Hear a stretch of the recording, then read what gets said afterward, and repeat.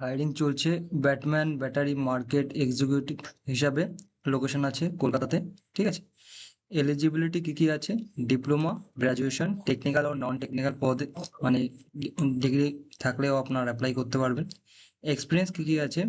Battery ইন্ডাস্ট্রিতে experience mandatory বলেছে।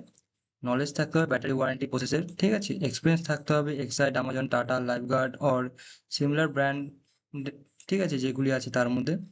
Strong network থাকতে হবে রিটেলার, ডিস্ট্রিবিউটর, ওয়ার্কশপ, মেকানিক, এইসব বিষয়ে।